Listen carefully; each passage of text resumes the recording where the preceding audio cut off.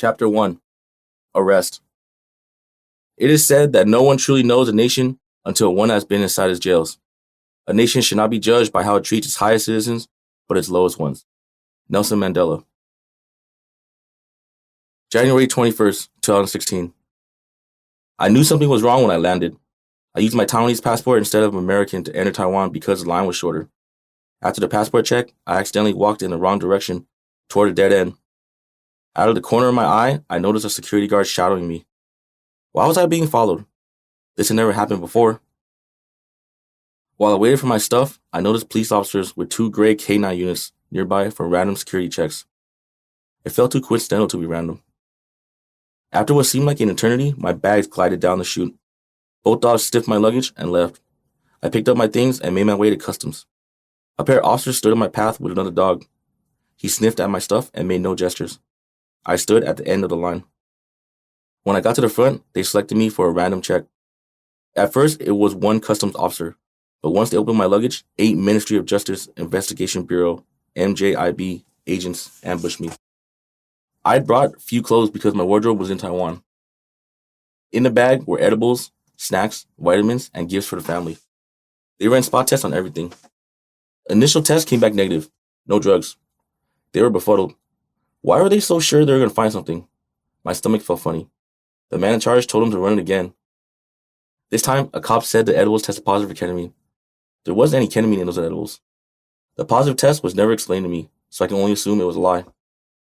People craned their necks to get a glance as they walked around the 3 ring circuits happening at customs. The officials never took me to the back. I was at a customs table trying my best to look relaxed while surrounded by police. It felt like they were causing a scene on purpose. The short, middle-aged cop almost smiled when he said, "You smuggled drugs over." I shook my head. "It's not drugs, it's my medicine. I want to speak to a lawyer." "You don't have that right here," he said sternly. I fidgeted. "I want to call my family." "Shut up." I slumped in my chair. "Stand up." He grabbed my arm and stood me up. "We're taking you to the airport police station to be questioned by MJIB detectives and customs officials." The police recorded the whole situation and took a picture of me with a phony positive test result. I frowned. Damn it, I was a long way from home. People stared as they paraded me to the airport station. There were murmurs and whispers as they cleared a path, judging me with their eyes. There was peace and privacy at the station. For them, at least.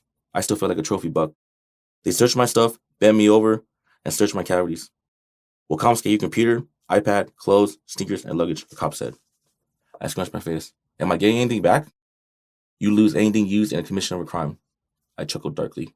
Somewhere, some cop's kid is looking fresh right now. They escorted me to MJIB headquarters to spend the night. I was taken into custody on January 22nd, 2016 at 3 a.m. on suspicion of drug smuggling and trafficking. The interrogation would continue the next day. By the time I got to a cell, it was 3:30 a.m. I had no bed, no blanket, or pillow. They kept the lights on, so I wouldn't be able to sleep. I lay on the cold, concrete floor and thought, what an idiot I am. I should have left my medicine at home. Fuck me. An officer handed me breakfast at 6:30 a.m. I sat in the cell until 11:30 a.m. when I had my mugshot and fingerprints taken. I interrogated at 4 p.m., 8 hours without sleep, including the flight. During the interrogation, I denied any wrongdoing and repeatedly asked for a lawyer or translator. They refused both. I asked to speak to my family, but the officer told me to shut up. I kept asking, and the police got frustrated. What else is there to say? I don't speak Pig Latin. Born and raised in America, English is my native language. My Chinese reading and writing at the time were at elementary school level. I could hold a conversation in Chinese, but if my freedom hung on every word, I was definitely not fluent enough to go through an interrogation or court without a translator. A lot of vocabulary was over my head. 2 officers smoked outside during a break in the interrogation. I stared at the room's wall. The patio was outside the interrogation room, and they left both doors open. I overheard one officer ask the other, "How do we even know? I've seen nothing like this." "We got a tip from a guy who claimed to be his client. He said it was heroin, not weed." "What's the guy's name?" "Li Jingze." That was a familiar name. I met him once. My friend, Panasonic, half Brazilian, half Taiwanese, married, tall, with long legs, had an upscale bar on a marina with the ocean view. Li Jingze used to be a bartender there. Panasonic and I had been drinking and chatting when he came up to us and asked, "Can I buy some edibles off you?" My head snapped back. "I don't know what you're talking about." "Oh, come on, man. I heard you had some exotic stuff." "I don't know what you heard, but it's not true." I don't know why somebody I just met would ask a question like that out of the blue. I'm hooking you up, putting money in your pocket. No, you're not. And I don't trust anybody that says that. Now, this is getting annoying. I don't know why you think I need money or that you're doing me a favor, but you're not. You can go and fuck right off. He squared up. He wasn't a threat. I didn't even bother physically reacting. Calm down, William, Panasonic said. He's our bartender. We're all friends here. I shrugged and got back to my beer. Lee Jingza gave my name to authorities after. He also stole money, about 50,000 NTD from Panasonic's bar, then quit. I went back to LA for 3 months, and when I came back, they called me at the airport. That was the only time I'd ever met him. I can't believe this dude stitched me out. What the hell did I ever do to him? He was a spoiled, punk-ass rich kid. I wished he was a gangster. We could have settled it on the street, like gentlemen. A lieutenant walked in toward the end of the interrogation, looked at my response on the computer and said, "Oh no, this won't do." He typed something on the computer and printed it out. Sign it. Can I have a translation of this? No. Sign it or else. 3 officers crowded around. A bead of sweat fell from my brow. I signed. The police finally allowed me to call small auntie because they wanted her to pick up the rest of my luggage. They didn't want it brought to the prison. I had 76 edibles, 22 Rice Krispie treats, 25 pretzel sticks, and 29 caramel popcorn packs. It may seem like a lot, but I have terrible anxiety. I go through a bag a day. Weed was illegal in Taiwan, but edibles were a gray area. And with my license, I thought the penalty wouldn't be as harsh. In hindsight, I was a fucking idiot. They kept the Rice Krispie treats and planned to hand auntie the other 54 snacks. When I realized she would be taking the rest home, I confessed that all 76 bags contained weed. Didn't want her to get in trouble. Yeah, for real. At first, the police didn't believe me. They said they sent him to the lab for analysis. It's a small world. I went to elementary school with your auntie, said an officer after she left. You should call him uncle, joked another. After that farce of interrogation, they escorted me to the prosecutor's office and placed me in a holding cell in a court basement. The proceedings were in Mandarin. The prosecutor said the evidence was enough to press charges. There was a judge, a court clerk, and finally a translator. He was an older, husky man with a buzz cut and a frumpy face. Speak English? I asked tepidly. English okay, he replied in a heavy Chinese accent. I exhaled. What's this? Courthouse. He gestured around the room. I didn't say, where is this? I asked, what is this? Trial? Arraignment? What? He looked confused. I raised my voice. How come you don't know? Quiet so we could begin, said the judge in Mandarin. Frumpy face stuttered, translating for the judge in English. We accuse you of smuggling a Phase 2 contraband narcotic for rush hour.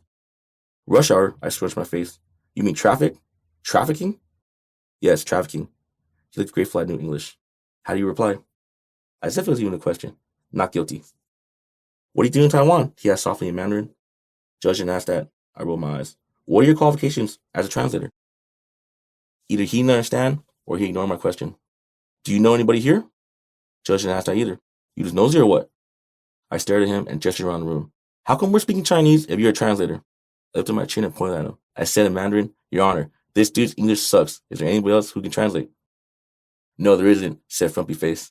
You can't understand me because I have an English accent. He straightened his back. I speak the Queen's English. He replied with an accent so heavy I would have laughed if it wasn't such a serious situation. Fucking Chinatown bargain basement version of a translator. The Queen's English, huh? I cackled. What you trying to say? Americans can't understand British people? Don't have an English accent and you definitely don't speak the Queen's English. I would have been more animated if it wasn't for the cuffs. You don't understand me because you can't understand English. Don't pretend like you do, he sneered. His attitude made my blood boil. He was masquerading as an aristocrat when he probably couldn't even read The Cat in a Hat. Oh, I understand English. What you're speaking isn't it. If it was like this, I'd rather take my chances in Chinese, I asked the judge in Mandarin. Can I fire him? I looked at Frumpy Face and bared my teeth. He glared. Everybody calm down, said the judge sternly. Mr. Tsung, you're charged with smuggling, trafficking, sales, possession, and personal use. Altogether, they carry a minimum sentence of 12 years to life. I shuddered and sweated. 12 years to life? For some snacks? She must have been out of her mind. Is there bail? She looked at my file. You are a flight risk and denied bail. How am I a flight risk? My eyes darted around the room, looking for an exit.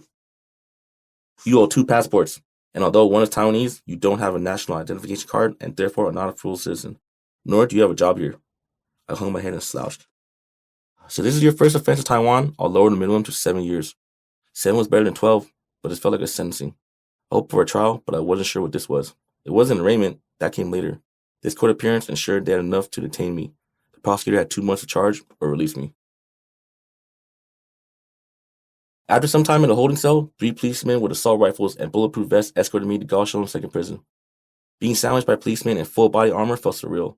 Did they think someone's going to hit the transport and break me free like El Chapo? They took mugshots and fingerprints upon arrival. I took off my shirt for the cavity search.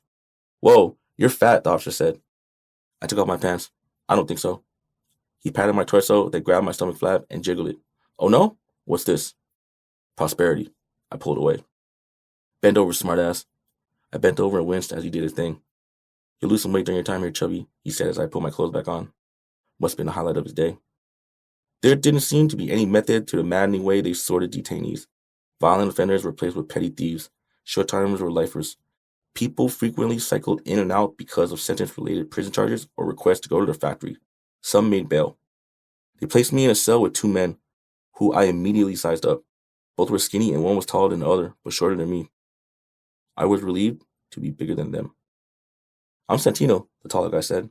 He nodded at the shorter guy, who was missing teeth. He's Michael. At first, they stood on opposite sides of the cell. They seemed guarded and kept a distance. I pointed at myself. William. Santino gave a knowing look. You're not from around here, are you? You have an accent. I smiled. I'm from Monterey Park. It's in Los Angeles. I pointed it in the direction I thought LA was.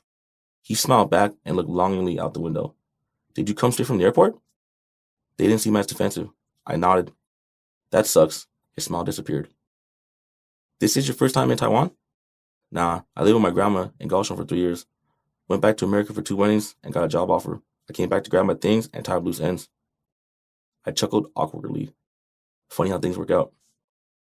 Do you have anybody that can visit? Michael asked as he stared out the window. Yeah, I slumped a bit, but I don't know if they know where I am.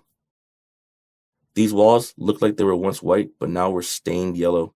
I spread out my arms and could almost touch both walls, which is saying something since I'm 5'10". What you doing? Santino asked. I can't believe how small the cell is, I groaned. He chuckled. Prison in America is like a hotel, huh? I've been in the weed industry since before it was legal. I've been inside of a few cells. Compared to this, yeah. I jumped and tried to touch the ceiling. It's hard to prevent suicide. Each cell is only meant for 2 people. He gestured around the cell. But because of overcrowding, they cram in 3. This tiny cell wasn't big enough for 1 grown person, let alone 3. I thought I'd see a bed and toilet, but nope, nothing. It was an empty room with a hole in a corner on the floor, which was separated by the rest of the room by a pony wall. I wasn't sure what I'd been expecting, but it was definitely more than this. A small fan attached to a wall, a floor-level toilet, and no shower. I stood and stared at the toilet for a moment. You don't know how to use it, do you? Asked Santino. Nope, I sighed. Never used one. I've seen them mostly around here for Western-style toilets. This is just a hole in the floor. They're nicknamed squatters because you squat instead of sit. He bent his legs to demonstrate. Squat refers to your posture, not the toilet flushes. Some are dry. I don't know which direction to face. I grunted and spun around in a circle. Do I take my pants off or what? He stood up and indicated the proper direction. Take them off and face the wall, away from us. I had to pee, so I undressed. Do I pee standing? Both looked away. No, Santino said. Squat, but pee the other way, facing us, and no running water. I squinted. What do you mean no running water? We get water for 10 minutes to wash dishes after every meal and for 30 minutes at 2 p.m. to shower. The water was potable. Each cell had a faucet like the kind on the side of the house. How do we flush? I asked. Fill those with water. He pointed at some buckets and poured it down. No trash can? I looked around. Or toilet paper? Wipe with your hand, then wash afterwards. They allow us to buy napkins, but not toilet paper. Nobody uses toilet paper to wipe their ass anyway. Can't throw stuff down the toilet because it'll get clogged. He pointed at the squatter and then gestured around the cell. Can't put them in the trash because it'll smell. The cell is small and space is at a premium. Dump the buckets on your head to shower. Shower, piss, wash dishes, do laundry, and brush your teeth over the toilet. It's the only drain that we have. My heart raced. I ran my fingers through my hair, then needed to sit down. I sat silently against the wall for a while, then spent the rest of the day with my face in my hands or staring into space. I thought they let us out for dinner, but they fed us through the hole in the wall. It was like we were in solitary. We slept on tatami mats on the floor. When there were 2 people per cell, there was space between mats. With 3, they overlapped and our pillows touched. Santino slept next to a wall and I slept on the other, with Michael in between. Santino looked at me while he prepared for bed. You have nothing, huh? Until I have a visitor. No. Santino gave me his extra pillow and a towel. I hadn't expected him to hook me up. I felt like Blanche Dubois from a streetcar named Desire. I've always depended on the kindness of strangers. The first night was rough. It was so cold I borrowed a blanket from a trustee's inmate who assists in the prison's operation. They're given a little trust, hence the name. They wear shirts that are numbered 1 through 9. Number 1 was the head, but the other numbers denoted job responsibilities, not hierarchy. How come when you talk to a guard, you pretend like you don't speak Chinese, but then you ask trustee for a blanket in Chinese? Santino asked after the trustee left. I chuckled. You notice, huh? Because it's pretty good, considering you're not from here. The compliment made me smile. Thanks, man. I speak Chinese at home and learn English at school. I figured it'd be easiest on me if they'd assume I don't speak Chinese. Fewer interactions means fewer opportunities for conflict. Pretty slick. While I shivered myself to sleep, an inmate bawled in the distance, and a corrections officer, CO, shouted at him to shut up.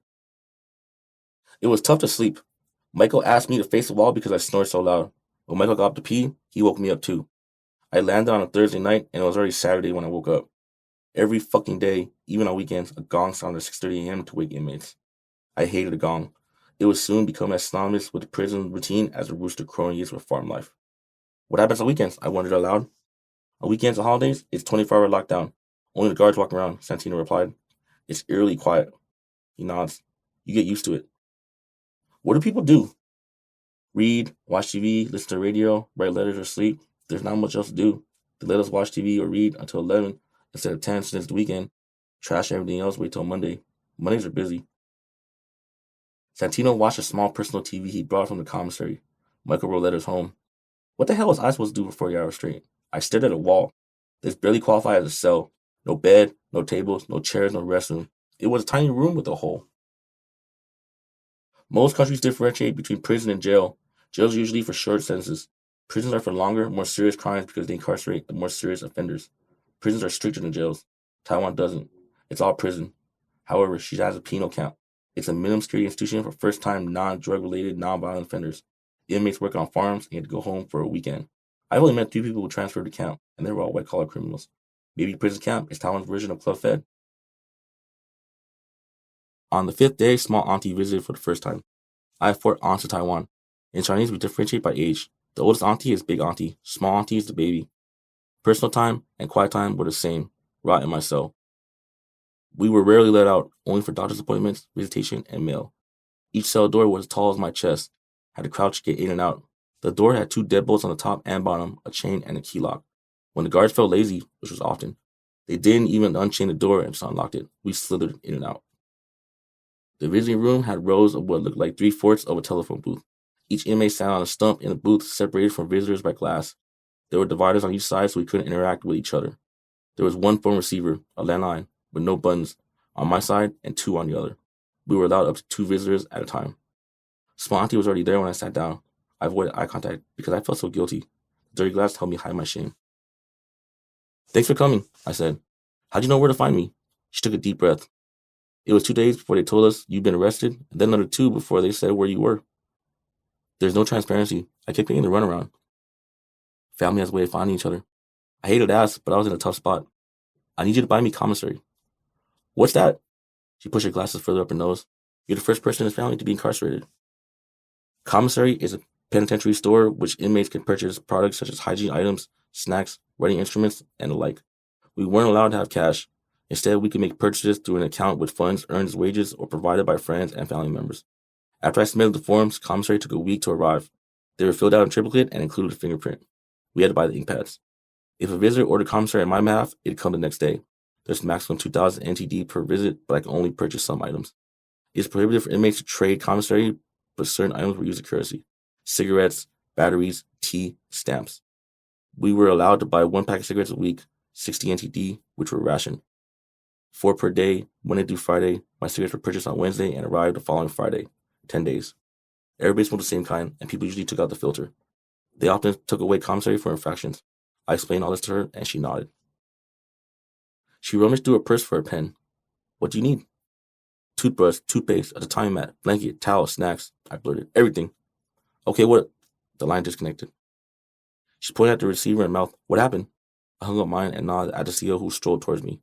Another came to her side and said something to her. Slowly, she got up and left, but she kept her eyes on me until I was out of sight. I sniffled as I watched her leave. They tacked on up to 30 new Taiwanese dollars, 30 NTD equals $1 to everything, but they upcharged clothes the most. Those were marked up 30 to 50 NTD. They made immense by everything. Bowls, chopsticks, toothpaste, toothbrush, detergent, dishwashing liquid, soap, clothes, and so on. I had a bamboo mat with padding, 2 pillows, and a blanket. When inmates were processed, they received 1 set of clothes, long pants or shorts, depending on the season, a dress shirt, and a jacket. They let me keep the boxers I've been wearing. Some of the poorer inmates didn't change clothes for a few days because they couldn't afford it. When I got back to my cell, I sat down next to Santino. Who visited you? Small auntie. I couldn't hide my smile. He looked out the window. What did she do? She was in a Beijing-style duck restaurant. It was good, I lamented, but she's retired now. Visitors make a difference, huh? Michael added. My wife comes. Sometimes she brings my kid. His voice got higher when he mentioned his family. Are you married? Do you have any kids? I'm single, no kids, I said proudly. Santino looked at me. Same. My mom visits. What you in for? He looked me up and down. Dealing heroin, 16 years. I turned to Michael. You too? Yeah, dealing. Not heroin, meth. Only got 10. Couldn't believe he only said only. Michael looked malnourished and was always restless. Santino had acne and seemed annoyed at him all the time. Michael turned to Santino. How come you're nicer to William than you are to me? I looked at Michael. What are you talking about? Santino let you borrow a pillow. He don't loan me one. Anytime I ask for something, he's snarky. He's nicer to you. Maybe because I'm bigger than him. I didn't know what to say. It was true, but the comment caught me off guard. It's all in your head. I want to work for Santino when I get out. I felt like I walked into a buddy sitcom. Why? Aren't you already dealing meth? There's more money in heroin, he replied smartly. You ever try heroin? Santino asked. Smoked it once, then fell asleep. I chuckled. Didn't like it. Ever try meth? Michael asked enthusiastically. Tweakers always get so excited when they talk about meth. Nah, I know some people who went crazy. I paused for a few moments. Had to choose the right tone and words because I don't want to piss them off. Personally, I hate it and never touch the stuff. Think it's poison. Heroin's just as bad, Santino replied. When I use, I don't even feel good. I just don't feel bad anymore. I had 2 girlfriends, and we just get so high that sometimes my dick wouldn't get hard. He chuckled, then hung his head. I felt bad for him. Smoke break, a seal shouted. The cell was overcrowded, but we were 3 dope-dealing peas in a pod. I'd never been locked up abroad. They could have put me in with serial killers for all I know, but these guys gave me hope that this nightmare might turn out okay. There were guys like me, in our early 30s, who didn't like to wake up early. We were pretty lax with the schedule and wake-up times. Wake up at 6:30 a.m., we wake up for roll, and then go back to sleep. Commissary arrived the following day. 6 days in, and I finally got to brush my teeth. I felt human again. Hey, it's you, Santino blurted while reading the paper. He read the article out loud. Apparently, I was the first person to bring edibles into Taiwan, and it was a big deal. The article didn't mention the snitch.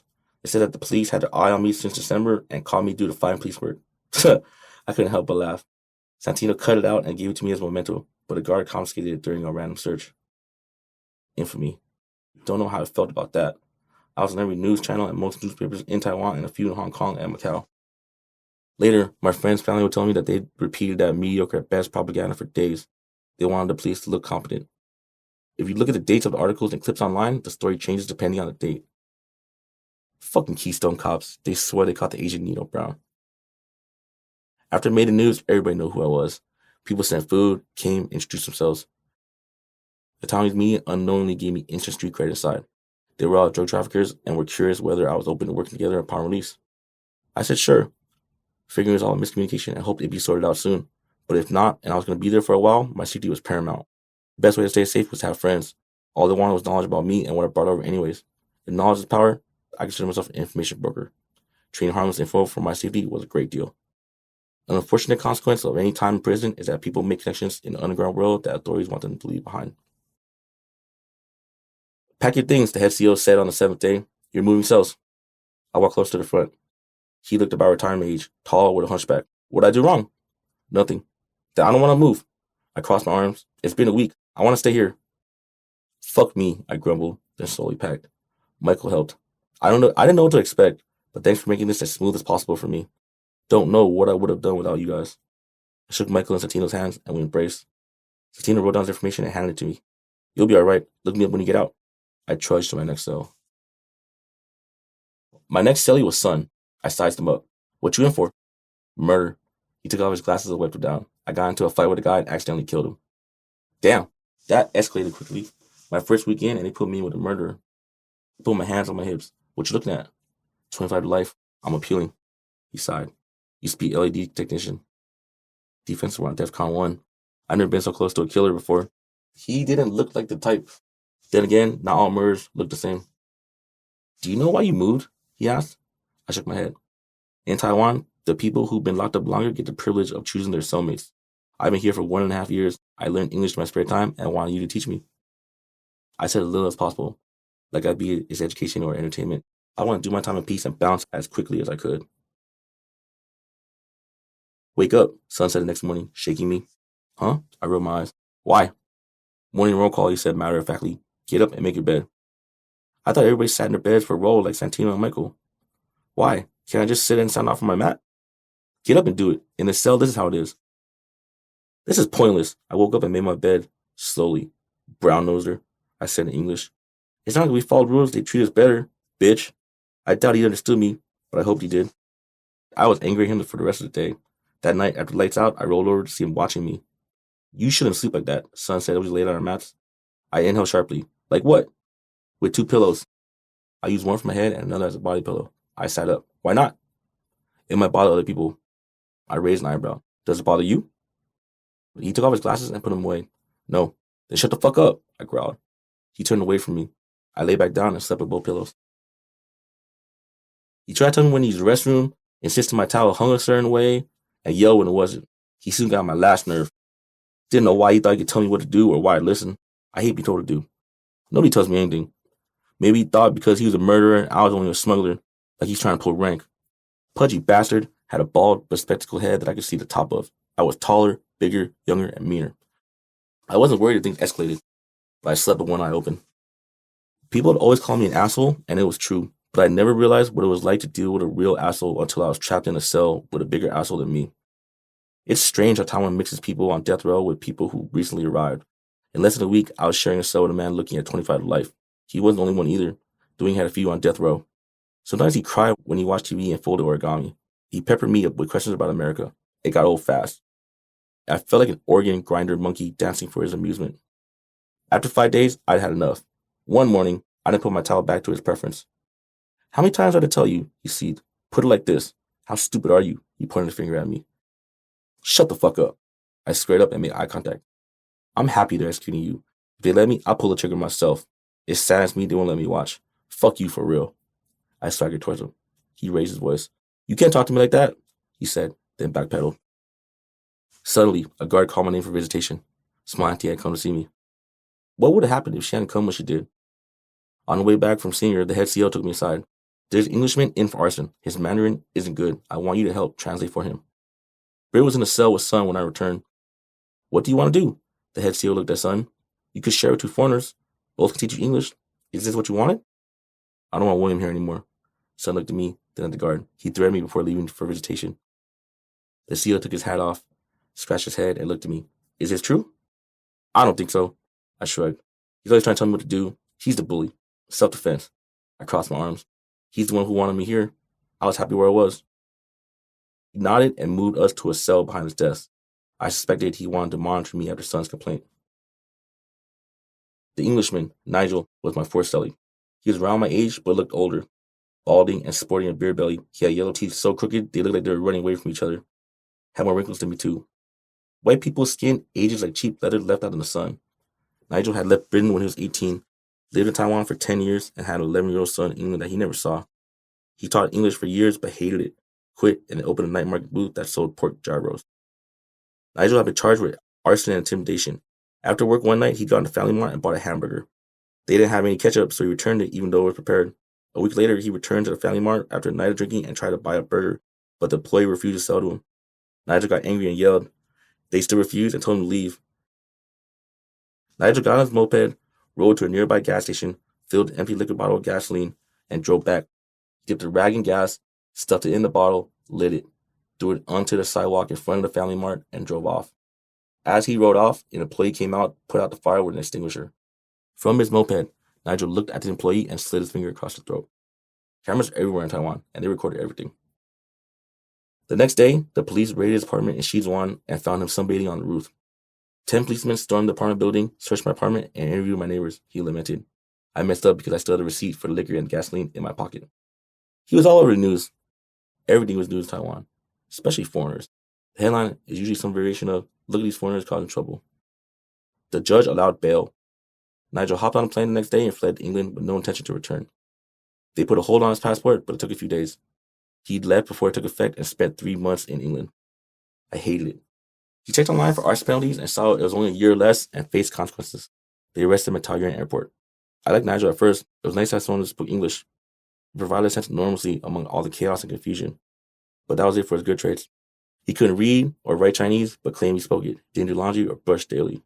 Slept all day and complained he couldn't sleep at night. There are rich people, there are poor people, and then there are white people. The guards allowed Nigel cigarettes every 3 days instead of the usual 10. To pay them back, Nigel ordered twice the amount. Must be nice to be white. Asians in America get bullied and picked on. Apparently, they didn't get the memo. His mother in England repeatedly called the British consulate because she wanted to speak to him. Officially, inmates had to wait 3 months before receiving their first phone call. But apparently, if you're white, it's within 2 weeks. It must be nice to be white. As they scheduled his call, I asked the head CO, "Where's my phone call?" "Nobody's calling for you." The other guards laughed. I clenched my fist at the sound of their laughter. I felt like a caged tiger in a zoo, teased by some kids who only dared because of the bars between us. After sleeping on it, the head CO said the next day, "I decided since Nigel gets a call, I'll give you one too." I walked close to the front and smiled. "Thank you. May I ask why?" "It's only fair."